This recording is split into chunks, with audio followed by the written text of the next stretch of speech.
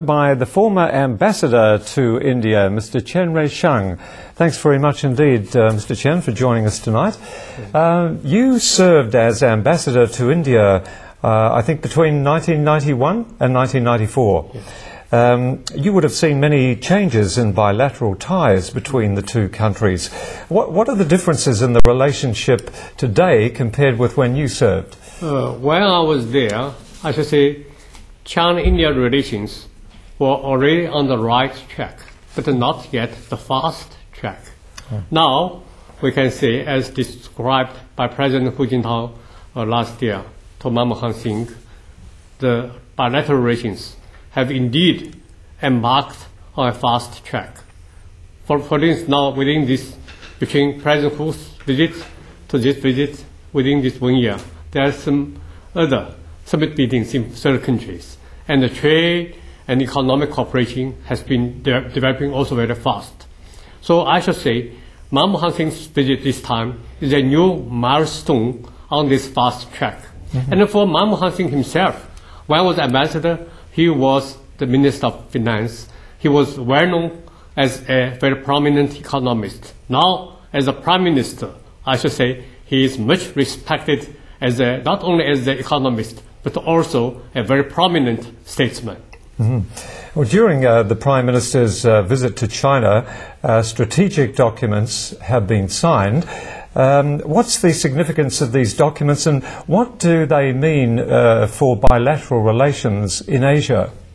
Yes, I should say not documents, but one document. One document. That is China and India's shared vision for the 21st century.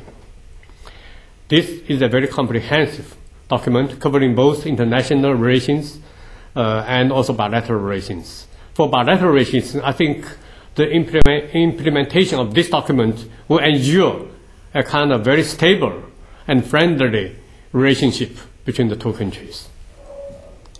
And China and India established a strategic and cooperative partnership back in 2005, which was a milestone in bilateral relations. What's been the impact of that on Asia? As you see, Asia is not very calm today. The common neighbor of China and India, Pakistan, is still under crisis. And in Afghanistan, war is still going on. So the good relationship between China and India will serve as a very important stabilizing factor in this area. That is my view. Well, China and India, as you would well know, have had a difficult past, but now the countries are showing stronger ties in regard to the economy, military and people-to-people relations. Besides the obvious influence between China and India, does it also influence the other nations of Asia? I think this will be very encouraging for all other Asian states. For instance, today, I think the leaders of both countries have raised a new idea that is called, as Manmohan Singh also mentioned in his speech earlier today, that we should have an Asian economic community.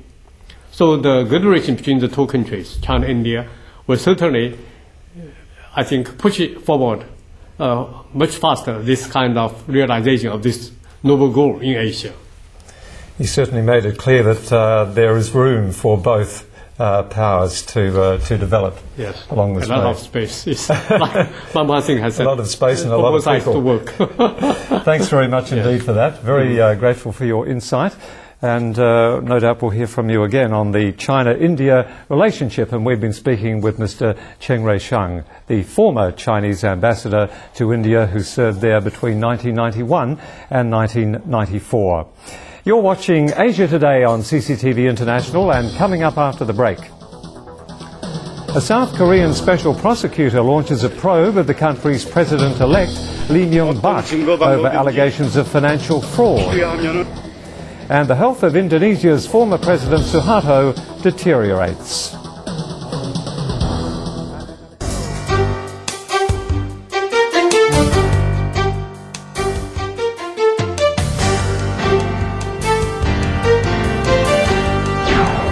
Manmohan Singh was born in 1932 in a village in the Punjab province of undivided India.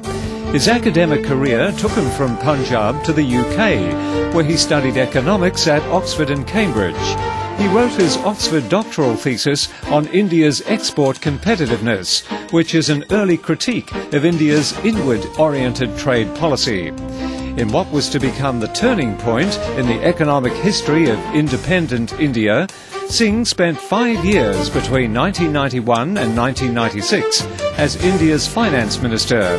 His role in ushering in a comprehensive policy of economic reforms is now recognised worldwide.